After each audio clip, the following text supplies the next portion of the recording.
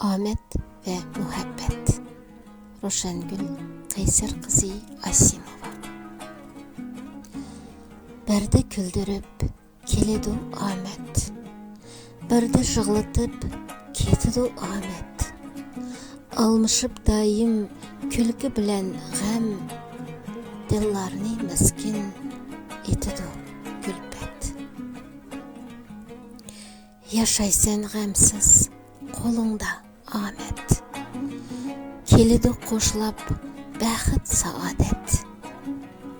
Bəzide xiyal muңlarga bölep, ötüdü günler xudi bir zulmet. Birdi bar bolsa, birdi xarozar, kimler tok öter, kimge jahan tar. Kelip ketidu şanı şöhret mu, Ahmet bugün yar, et kimler bar.